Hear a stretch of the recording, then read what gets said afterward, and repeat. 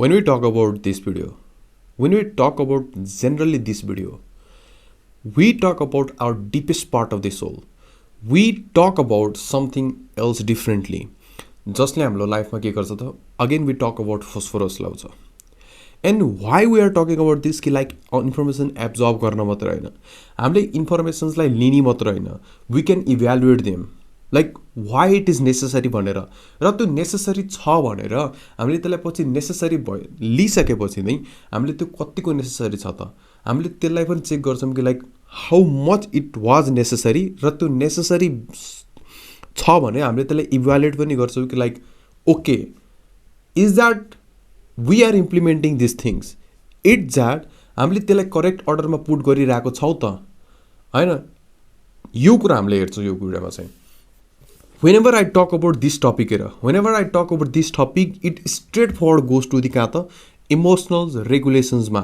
Emotional इन्टेलिजेन्समा होइन there are more than many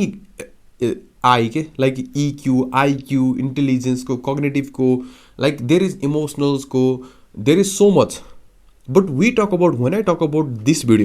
when I talk about this video we talk about के त generally भन्दाखेरि चाहिँ we talk about emotional regulations हामी जता गएर ठोकिँदा पनि हामीले जतासुकै जाँदा पनि when we go to the four corner of this video जब यो तिनटै कर्नर अथवा यो चारवटै कर्नर हामी जब पुग्छौँ हामीले यो चारवटै कर्नर पुगिसकेपछि हामीले इमोसनल रेगुलेसन्सको कुरा नै पुग्छौँ we all around go again and again but we reach to the emotional regulations फर्स्टमा हामीले यो कन्सेप्ट हुन परेर So when we talk about this topic that we call it like cultivate stillness भनेर भनेको छौँ and I figure out कि like when I was doing meditations when I was doing being spiritual like spiritual हुँदाखेरिको मेरो यो vibe हो अथवा मेरो यो लाइक जर्नी हो जुन चाहिँ मैले सिकिरहेको कुरा हो यो गर्दाखेरि चाहिँ मैले के पाएको थिएँ भन्दाखेरि चाहिँ लाइक स्टिलनेसले it has developed a lot more but later on त्यसले बेनिफिट कसरी दिलायो भन्दाखेरि जब कसैले रिफ्लेक्सन्स दिँदाखेरि जब कसैले के गर्छ त मलाई एकाउन्टेबिलिटी दिँदाखेरि यो कुरामा बढी फोकस गर्दाखेरि चाहिँ मैले स्टिलनेस अझै गेन गरेँ र आई एम स्योर द्याट कि म त्यो लेभलमा पुगेको छैन but what I have experience I can truly teach you I can truly give my experience. That is one of the major thing that I'm here. अब what is the cultivate stillness भनेको त एउटा stillness cultivate गर्नु भनेको के हो त stillness cultivate गर्नु भनेको के हो त you are performing in the highest level of the cognitive skills तिमी highest level of the cognitive skills मा perform गरिरहेको छौ and you are talking about the self improvement को कुरामा you are talking about the productivity को कुरामा you are talking about these two topics मा दुईटा टपिकमा खुट्टा टेकेर हिँडिरहेको छौ and त्यो टपिकले के लिड गर्छ त तिमीलाई भन्दाखेरि चाहिँ तीनटा कुरामा एउटा कुरा भनेको तिम्रो कग्निटिभको कुरामा अर्को कुरा भनेको तिम्रो इमोसनल रेगुलेसन्सको कुरामा इमोसनल इन्टेलिजेन्सको कुरामा अर्को कुरा भनेको तिम्रो डिसिजन्स मेकिङ स्किल्समा हेर सो यो तीनटा टपिकमा कुरा गर्छ the world teach us as a productivity वर्ल्डले हामीले के भन्छ त भन्दाखेरि प्रोडक्टिभिटी भनेको के हो भनेर सिकाउँछ भन्दाखेरि स्पिड भनेको प्रोडक्टिभिटी हो भनेर छ एउटा कन्स्ट्यान्ट कम्पिटिसन्स भनेको एउटा प्रोडक्टिभिटी भनेको छ होइन बट हामीलाई इम्पेसन्स हुन सिकायो क्या त्यसले स्पिडको नाममा हामीलाई इम्पेसन्स हुन सिकाइरहेको छ होला maybe we can channelise maybe we know lot more होइन बट केही लेभलसम्म गएर बट रियल प्रोडक्टिभिटी भनेको के हो त पज गर्नु हो ब्रिथ गर्नु हो अब्जर्भ गर्नु हो र एउटा एक्सनेबल इन्साइट गर्नु हो कतिखेर त जब तिमीले केही कुरा लेख्छौ त्यसबाट केही एक्सट्र्याक्ट गर्छौ एन्ड त्यसपछि त्यो कुरा लिने हो I believe in that things यो कुरा हो रियल प्रोडक्टिभिटी भनेको र प्रोडक्टिभिटी भनेको चाहिँ हाम्रो अहिलेको जेनेरेसन्समा अहिलेको जुन मोडर्न जेनेरेसन्समा लाइक ल्याक अफ इफोर्टको कारणले भएको होइन कि दिज आर नट कि लाइक ल्याक अफ इफोर्टको कारणले भएको we came into the first point हेर जसमा चाहिँ हामीले कग्नेटिभको कुरा गर्छौँ पिपुल एउटा ए भन्ने पिपुल छ एउटा बी भन्ने पिपुल छ एउटा ए भन्ने एउटा पिपुलले के गरिरहेको छ त भन्दाखेरि चाहिँ he is constantly studying the 3 hour ऊ कन्सटेन्टली स्टडिङ 3 आवर गरिरहेको छ तर जब ऊ 3 आवरको टाइम पिरियडमा पढ्दाखेरि चाहिँ उसले कन्सटेन्टली के गरिरहेको छ त भन्दाखेरि चाहिँ 5 र 10 मिनट घरिघरि चाहिँ के गरिरहेको छ त भन्दा नि he checking out his phone he checking his notification or like something doing the pleasurable thing जुन कुरा चाहिँ सेन्सेबल कुरा छ होइन checking out the force generally भनौँ न होइन एन्ड त्यसले गर्दाखेरि ऊ पढ्न त पढिरहेको छ कि लाइक 3 आवरसम्म but the results are not get benefited नि त द रिजल्ट सेम अमाउन्टको आएन नि त तर जब when B person के गरिरहेको छ त काम गरिरहेको छ but he is constantly studying for the 1.5 hour भने and he is the getting the information, he is getting in the right order मा किन उसले यो गरिरहेको हो लाइक किन उसले चाहिँ के गर्छ भन्दाखेरि चाहिँ यो गर्दाखेरि चाहिँ he is getting the more benefit भन्दाखेरि he is not just studying मात्र नि त he is cultivating the stillness र he is cultivating the stillness हो त्यो स्टिलनेस कल्टिभेसन्स गरेर मात्र उसले के गरिरहेको छ त भन्दाखेरि चाहिँ गेन गरिरहेको छ त्यो त्यत्रो amount of marks from this point हामीले एउटा कुरा के फिगर आउट गर्न सक्छौँ भन्दाखेरि चाहिँ द्याट इज द पढ्ने ठुलो कुरा होइन first important you gain the information ठुलो कुरा how you regulate that things तिम्रो इमोसनल डिस्ट्र्याक्सन्सको रोल पनि आइरहेको छ त्यसमा इमोसनललाई तिमीले कसरी रेगुलेसन्स गरिरहेको छौ that is the one of the most important thing र त्यो कुरा पनि यसमा आइरहेको छ र त्यसले पनि डिटरमाइन गरिरहेको छ कि like how you perform in that field how you are going to do that things in that fields that is also determinable in this things त्यही भएर इमोसनल रेगुलेसन्सको रोल यहाँ देखाइदिरहेको छ होइन एउटा कग्नेटिभ स्किल्स पर्फर्म गर्नको लागि एउटा हायर कग्नेटिभ स्किल्स हुनुको लागि पनि के गर्छ इमोसनल रेगुलेसन्सको कुरा यहाँ देखाइदिरहेको छ and that's how you build up the cognitive skills यसरी पनि भनिरहेको छ सेकेन्ड पोइन्टमा के भनिरहेको छ भन्दाखेरि चाहिँ जेनरली के गरिरहेको छ भन्दाखेरि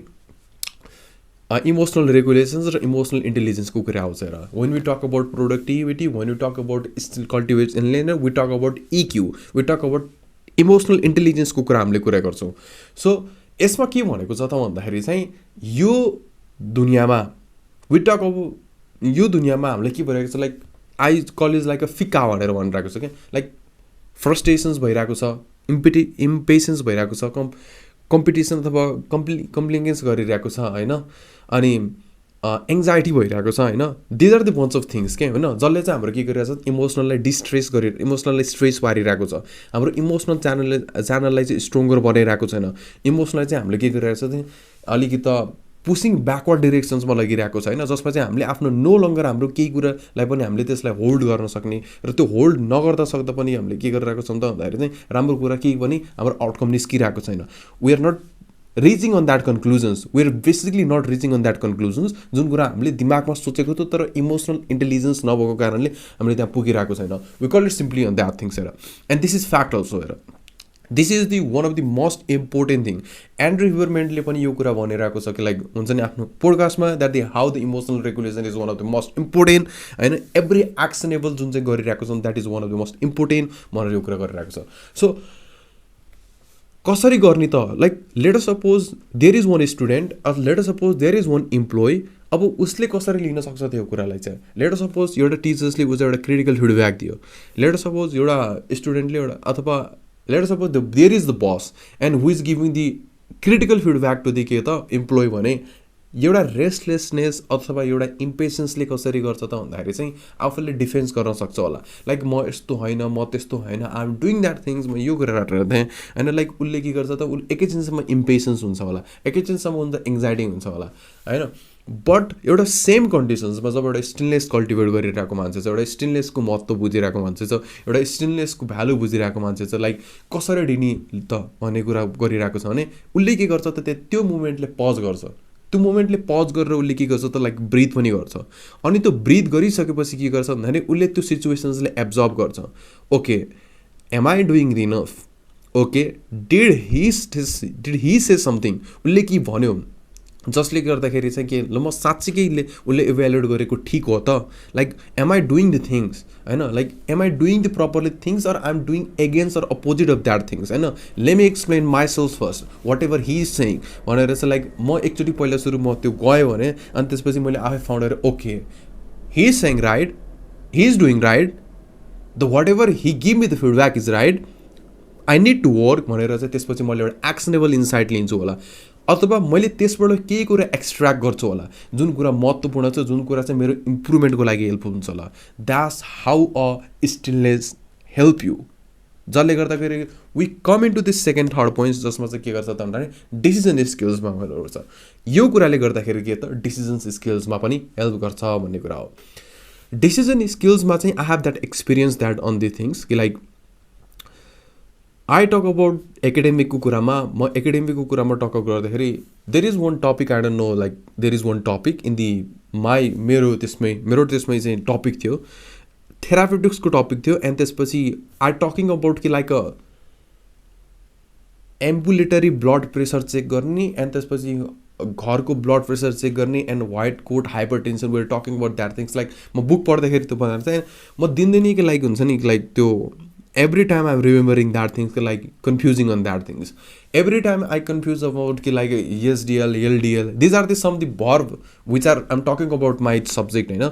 यो कुरामा कमी हुन्छ बट जब म त्यो रिपिटेसन्स अनुसार म थिङ्किङ गरेँ म डिसिजन्स लिन सकेँ होइन एकचोटि बिगारेँ डिसिजन्स लिन थालेँ त्यसपछि मैले सेम कुरा मैले स्केच गर्दाखेरि आफ्नो डेली प्लान स्केच गर्दाखेरि त्यसपछि मैले त्यसलाई कन्स्टेन्टली रिफ्लेक्ट गर्न थालेँ त्यसपछि like okay I need to do that things अनि त्यसपछि बल्ल मैले के गर्न थालेँ like I found the gap on that things I found something incredible on that things जसले गर्दाखेरि मेरो इम्प्रुभमेन्ट भयो र जसले गर्दा मेरो डिसिजन्स मेकिङ स्किल्स पनि इम्प्रुभ भयो केही लेभलसम्म I am not on the high टपअपमा बट केही लेभलसम्म मेरो त्यसमा डिसिजन स्किल्स भयो सो डिसिजन स्किल्समा पनि के गर्छ भन्दाखेरि you need stillness you need stillness if I was not stillness if I was like restlessness like I will do that things I will do whatever will be the happen I will do that things भनेर मैले भन्यो भने later on मैले त्यो केही न केही लेभलसम्म चाहिँ मैले त्यसलाई करेक्सन्स गर्न नै पर्थ्यो हेर फास्टको इफिसियन्ट जस्तो लाग्छ तर त्यसलाई चाहिँ के गर्नुपर्छ भने करेक्सन्स गर्नु नै पर्छ एट द इन्डमा so whenever I take the moment and take the decisions then it will be the far better more than 60% correct more than 70% correct and that's enough nobody is 100% correct you have to do almost approximately like plus minus 80 to 90 90 to 80 or so 70 to 90 you will do things and then you will win in the long term then you will achieve the goal like long term summa that's how the things work here त्यसरी हो decision skills लिने पनि त्यसरी हो के like हुन्छ नि you do in that repeated order you do in that perpetual अर्डरमा होइन केही लेभलसम्म not being in rigorous myself like rigorous आफूमै नहुने but you do that things हेर यसरी you can cultivate the stillness हेर there is the bunch of things like मेडिटेसन्सको कुरा गयो योगाको कुरा भयो एक्सर्साइजको कुरा भयो र बोरिङ अब्जेक्ट्सको कुरा बोरिङ थिङ गर्ने होइन